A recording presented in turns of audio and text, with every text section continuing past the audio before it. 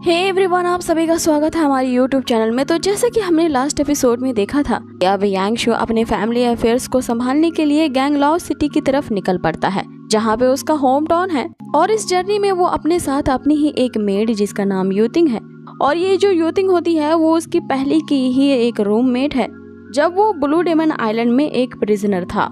अब आगे ये दोनों उस गैंगलॉ सिटी की तरफ निकल पड़ते हैं। यहाँ पे वो अपना सफर किसी आम घोड़े पे नहीं बल्कि उसी डेमन पैलेस में खास तौर पे ट्रेनिंग दिए गए कमांडर लेवल के एक सोल पेट्स होते हैं, जिन पे बैठने वाले को ही काफी लग्जरियस और पावरफुल बंदा समझा जाता है। ये इन दोनों घोड़ों पे सवार होकर के उसी गैंगलॉ सिटी की तरफ निकल पड़ते हैं और उन्हें देख करके आसपास के लोग यही बातें करने लगते हैं। लगता है कि इस तरह के सोल पेट्स के घोड़ों पर सवारी करने वाले कोई बंदा बहुत ही पावरफुल होगा।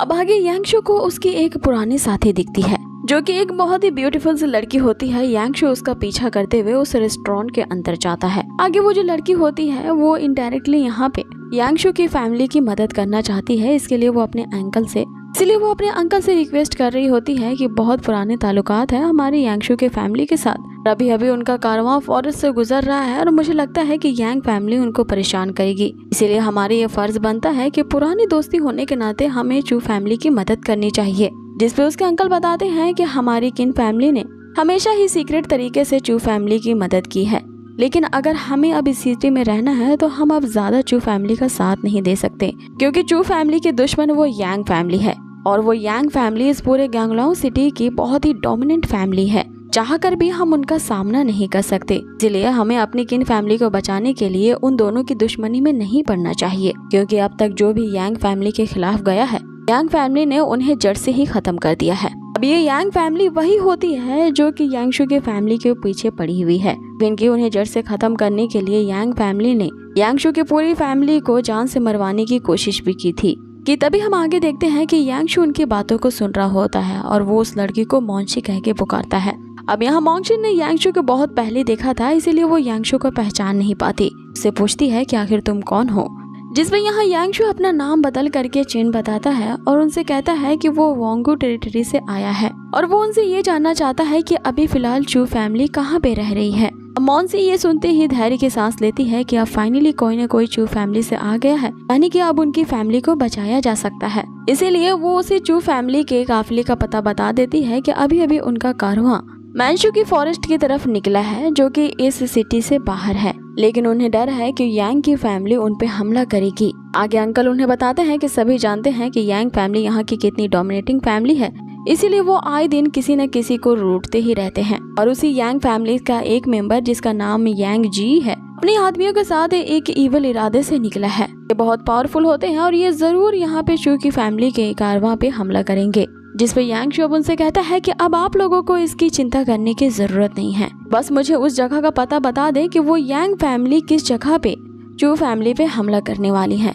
अब यहाँ मोंगसी जो होती है वो एग्जैक्टली उस जगह का पता बता देती है जहाँ पे चू फैमिली सीक्रेट तरीके से अपना कारवां ले जा रही है। तो उसे जल्द करनी होगी क्योंकि रात के अंधेरे होने से पहले उसे वहाँ पहुँचना होगा। अब आगे यांगशु वहाँ उसे थैंक्स कहते हुए चला जाता है। इस पे जाते हुए मोंगशी उसे कहती है कि तुम अकेले उनका कुछ नहीं बिगाड़ पाओगे, तुम्हें अपने साथ बहुत सारे आदमियों को ले जाना चाहिए। लेकिन यहाँ यांगशु उसकी बात को अनसुना करते हुए निकल पड़ता है। आगे मोंगशी भी उसका पीछा करते हुए बाहर निकलती है। अब आगे ये दोनों भी उनके कमांडर लेवल के डेमन हॉर्सेस को देख करके दंग रह जाते हैं, क्योंकि इन हॉर्सेस को चलाने वाला जो बंदा होता है उसमें काफी ज्यादा टैलेंट होना चाहिए, जिससे ये समझ जाते हैं कि यांगशु कोई आम बंदा नहीं है। अब आगे यांगशु जो होता है वो यूतिंग से ये कहता है कि मेरी चू फैमिली का जो कारवां है उस पे जल्द ही यांग फैमिली हमला करने वाली है, इसीलिए वो उन्हें बचाने के लिए जा रहा है। लेकिन ये डेमन हॉर्सेस उतनी तेज नहीं है, इसलिए वो अपने सोल पेट डियर पे जाएगा वहाँ पे। आगे वो यूतिंग को भी उसके पीछे चलने को कहता है।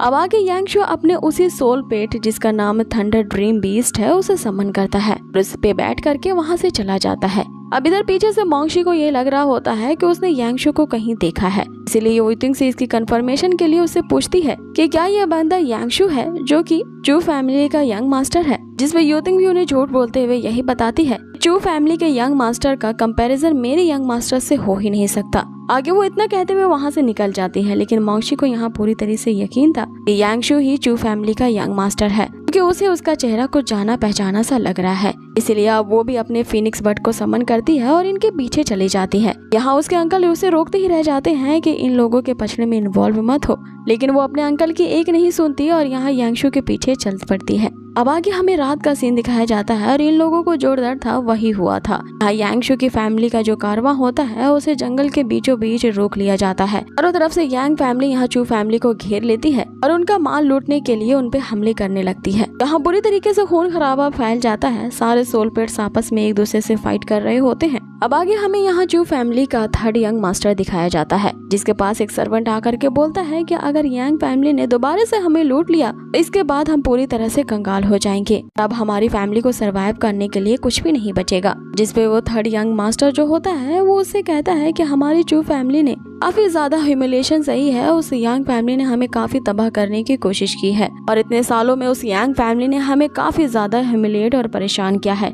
लेकिन अब की बार ऐसा नहीं होगा। हम अपने इस माल को अब की बार यांग फैमिली के हाथों में नहीं लगने देंगे और चाहे इसके लिए हमें अपने यहाँ पे जान भी क्यों ना गंवानी पड़े, मैं यहाँ पे पीछे नहीं हटूंगा। अब आगे उस थर्ड यंग मास्टर का एक सोल पेट होता है जो कि एक गोल्डन लायन होता है कि यांग फैमिली के सोल पेट्स पे भारी पड़ रहा होता है और इन सब का नजारा वो यांग फैमिली का सबसे पावरफुल बंदा जिसका नाम यांग जी है वो आराम से पेड़ में बैठे ले रहा होता है। लेकिन जब वो देखता है कि एक अच्छा सोल पेट उन्हें हराने के लिए सक्षम है तो वो उस गोल्डन लायन को मारने के लिए अपने खतरनाक सोल पेट को भेजता है। आगे उस यांग जी का रेड बीस्ट उस लायन पे हमला करता है और उसे घायल कर देता है कि तभी वो यांग जी है यहीं पे नहीं रुकता। वो अपने एक और सेल पेट जो कि एक छोटा सा ड्रैगन होता है वो उसे भी भेज देता है उसे गोल्डन लायन को जान से मारने के लिए और उसे ये भी ऑर्डर देता है यहाँ पे इनकी एक भी फैमिली का ना तो बंदा बचना चाहिए ना ही उनका एक भी सोल पेट जिंदा रहना चाहिए। आगे उस ड्रैगन बीस्ट जैसे दिखने वाले क्रिएचर जब मैदान में उतरता है तो वो यहाँ चू फैमिली को और भी ज्यादा नुकसान पहुँचाता है और पूरी तरफ से तबाही मचा डालता है। वो उस गोल्डन लायन को ही अपने पंजों से दबोच लेता है और एकदम ऊंचाई से उसे नीचे गिराता है। इसके कारण वो जो गोल्डन लायन होता है वो काफी ज्यादा इंजर्ड हो जाता है और उठने के भी काबिल नहीं रहता। अब आगे वो यांग जी है वो उस थर्ड मास्टर निंग से कहता है कि तुम्हारे साथ साथ तुम्हारी जितनी भी फैमिली के आज जो मेंबर्स हैं तुम सभी के सभी जाके अब नर्क में एक साथ मिलना क्योंकि यहाँ पे तुम सबकी मौत पक्की है। अब इससे पहले यांग जी का वो जो ड्रैगन क्रिएचर होता है इन्हें मारने के लिए एक जोरदार हमला इन पे करता है। उस पे ही हमला कर दिया जाता है जिससे वो जो बीस्ट होता है तिलमिला उठता है। अब यहाँ पे उस बीस्ट को मारने वाला और कोई नहीं बल्कि यांगशी ही होता है जो कि अब अपनी चू फैमिली को बचाने के लिए आ चुका था। जिसे देखते ही यांग जी उसे पूछ रहा होता है कि आखिर तुम्हारी हिम्मत कैसे हुई हमारे यांग फैमिली के मामले में टांग अड़ाने की। लगता है कि तुम हमारी पावर को जानते नहीं हो कि हम तुम्हारा क्या हश्र कर सकते हैं। आगे वो वापस से अपने उसी ड्रैगन बीस्ट को यांगशु को मारने के लिए भेजता है जिसपे यांगशु अपने स्पिरिचुअल आइज से अटैक करता है। अब आगे यांगशु का जो बीस्ट होता है वो भी उस क्रिएचर पे अटैक करता है जिससे वो नीचे गिर जाता है। अब यहाँ यांगशु जो होता है वो उस यांग जी से कहता है कि मेरी फैमिली नहीं बल्कि अब तुम्हारी यांग फैमिली ही एक दूसरे से नर्क में जाकर के ही मिलेंगे।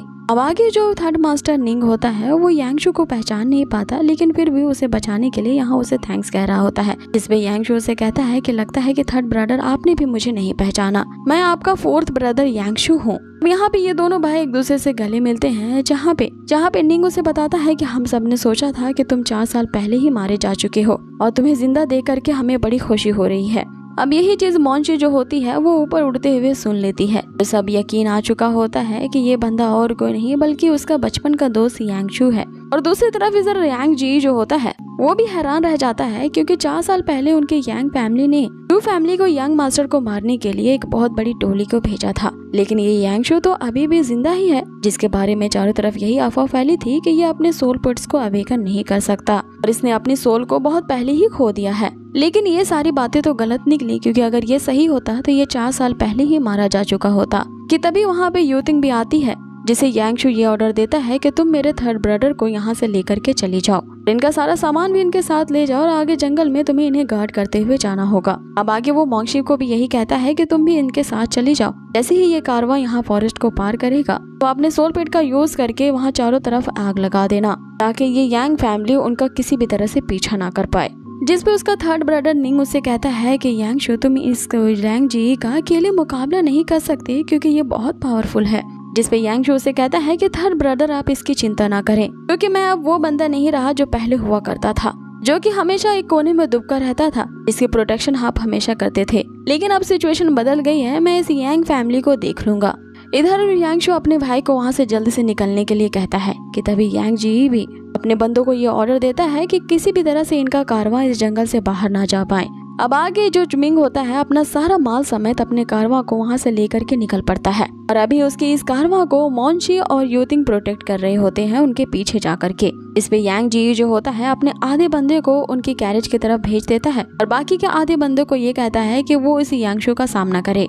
अब आगे हम देखते हैं कि ये यांग जी जो होता है वो अपने सोल पेट को अवेकन करता है और यहाँ यांगशु पे अटैक करने लगता है, जिसका सामना यहाँ यांगशु का थंडर डिमन वो डियर उससे करता है। दूसरी तरफ हम देखते हैं कि यांग जी के बाकी के बंदे निंग का पीछा कर रहे होते हैं। ये यहाँ काफी चिंता में लगता है, इसलिए यूतिंग उसे कहती है कि तुम चिंता मत करो, मेरे ये जो यंग मास्टर यानी कि यांगशु जो है वो उन्हें अच्छा सबक सिखाएगा, वो भी अकेला ही। अब आगे ये जो यूतिंग होती है वो उस यांग जी के बंदे से निपटने के लिए अपनी सोल पेट जो कि एक डेमन फ्लावर पेट होती है उसे समन करती है। उसकी सोल पेट काफी ज्यादा पावरफुल होती है और उसे डेमन फ्लावर के टेंटिकल से जो बंदे उनका पीछा कर रहे होते हैं उन सभी को मार गिराती है। दूसरी तरफ हम यांगशु के डियर की फाइटिंग उसी यांग जी के बीस्ट के साथ होता हुआ देखते हैं। इसमें यांगशु उसके बीस्ट को हरा देता है और अब आगे वो यांग जी जो होता है अपने 2 और सोल पेट्स को समन करता है, जिसमें से एक डेमनिक स्नेक होता है और दूसरा एक केकड़ा होता है। अब इन दोनों को समन करते हुए वो यांग जी यहाँ यांगशु से कह रहा होता है कि तुम बहुत पहले ही अपने सोल को लॉस्ट कर चुके हो, इसीलिए मुझे यकीन है कि तुम्हारे पास 2 सोल पेट्स से ज्यादा नहीं होंगे, इसलिए मुझे ब्लेम मत करना कि मेरे ये सारे सोल पेट्स मिल करके तुम्हें आज यहाँ मार डालें। इधर दूसरी तरफ यांगशु का भाई निंग जो होता है वो अब भी अपने भाई के लिए परेशान था, क्योंकि यांग जी जो है वो एक 6 लेवल का कल्टिवेटर है जिसके पास कमांडर लेवल के डिमन स्नेक्स है, तो उससे डील करना यांगशु के लिए काफी ज्यादा डिफिकल्ट होगा। जिसमें यूतिंग उसे ये कहते हुए आश्वासन देती है कि इस तरह के जो सोल पेट्स हैं मेरे यंग मास्टर तो अपनी स्पिरिचुअल आई का यूज करते ही ऐसे सोल पेट्स को क्रैश कर देते हैं। इस पे निंग उसे कहता है कि मुझे तो लगा था कि यांगशु के पास उसका स्ट्रॉन्गेस्ट सोल पेस्ट बस वो डियर ही है, तो क्या यांगशु के पास इसके अलावा भी और कोई सोल पेट्स हैं? जिस पे यूतिंग के ये कहते हैं कि अभी आपने मेरे यंग मास्टर के सोल पेट्स को देखा ही कहाँ है। उस कारवां के साथ चल पड़ती है और इधर मोंशी भी अपने पीछे बहुत सारी आग लगा जाती है ताकि यांग फैमिली उसका पीछा ना कर पाए। लेकिन यहाँ निंग को अभी भी यांगशु की चिंता हो रही होती है, इसीलिए वो अपने कारवां से उधर जाता है और वापस से यांगशु की तरफ जंगल में जाने लगता है। हम उसी डेमन स्नेक को यांगशु के सामने अपेयर होता देखते हैं। इसका सामना करने के लिए यांगशु ने नीर को सम्मन कर दिया था। इससे पहले कि यहाँ इन दोनों के बीच भयानक फाइटिंग शुरू होती, इस पार्ट को यहीं फिनिश कर दिया जाता है। सो गाइस, आप लोगों को ये आज का एपिसोड कैसा लगा मुझे कमेंट बॉक्स में जरूर बताएं और बहुत ही जल्द मिलेंगे इसके नेक्स्ट पार्ट के साथ। Till then take care, stay healthy, good bye.